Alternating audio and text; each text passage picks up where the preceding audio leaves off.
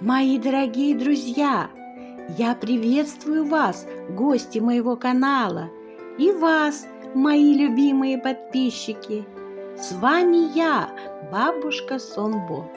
Добро пожаловать в мир сказок. Сказка «Приключения принцев Вита и Влада». В это время рядом с пасекой проезжала карета с женихом из другого королевства. Принц от предвкушения встречи с принцессой пребывал в радостном расположении духа. Он вспоминал, как когда-то в детстве он со своим отцом, тогдашним принцем, были в гостях у нынешнего короля. Принцесса была совсем юной девочкой, но уже тогда она ему очень понравилась. Младшие ее братья тоже были еще совсем карапузы, смешные и озорные. Вспоминая об этом, он улыбался, но даже не догадывался, что ему уготовили братья его избранницы.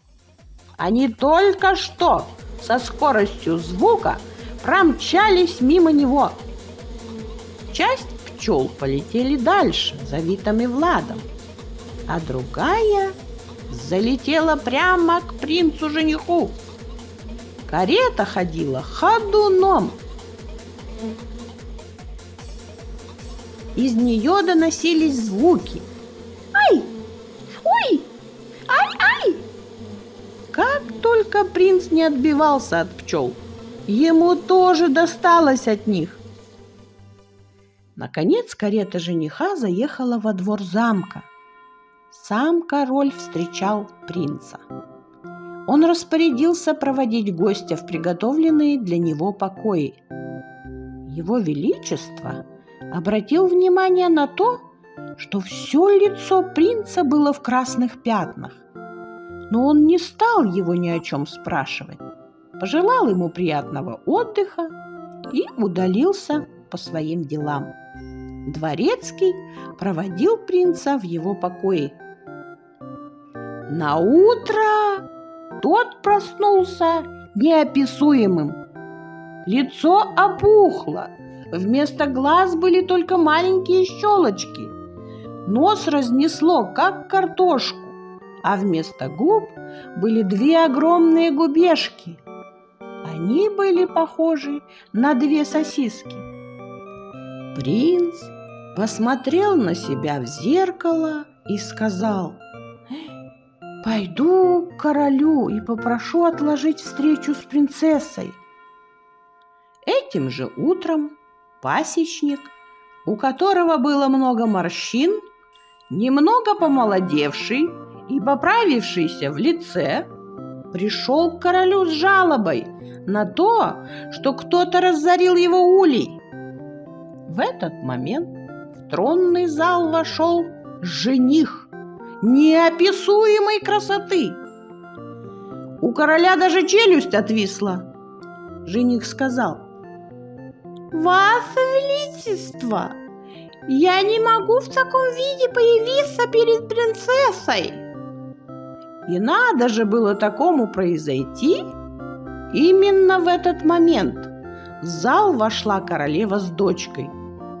Принцесса, увидев такого красавца, от ужаса упала в обморок.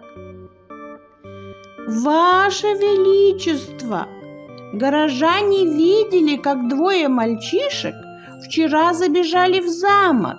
Я требую наказать виновных», – произнес пасечник.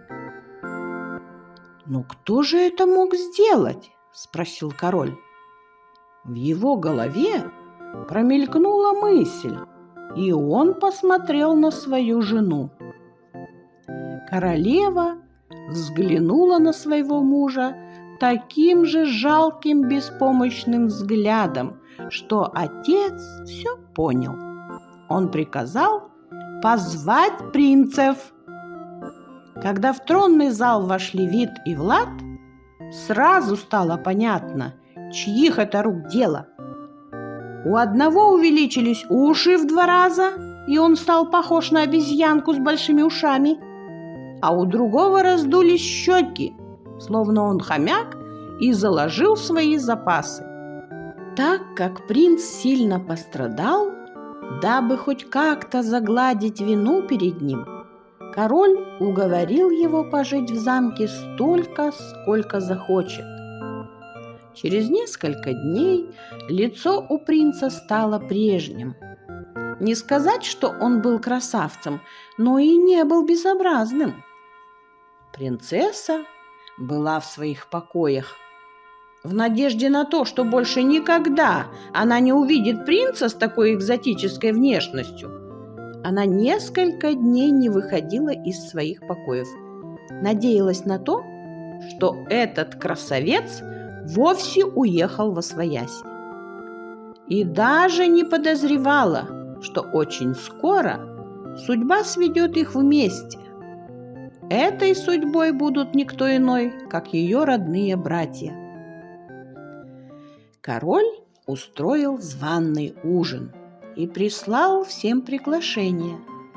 Пригласил принца, министров с их женами и всех важных вельмож. После ужина намечался бал. Днем, накануне званого ужина, Вит и Влад спустились в амбар и целых полдня ловили мышей ловушкой, которую сами же и смастерили. Наловили целую коробку и спрятали ее поблизости от своих покоев. После такой длительной охоты они проголодались и отправились на кухню, чтобы найти там чего-нибудь вкусненького. Но там ничего еще не было готово. Только в чане варился любимый овощной суп короля. Только что привезли свежие продукты с рынка для званого ужина, и все помощники пошли разбирать тележку. Уловив момент, когда повариха выйдет из кухни, они взяли миску побольше и отполовинили суп. А чтобы никто не обнаружил пропажи, взяли ведро с очистками и высыпали в чан, закрыв его крышкой. Взяли миску с супом и, прихватив 2 буханки хлеба, удалились из кухни так же незаметно, как и пришли.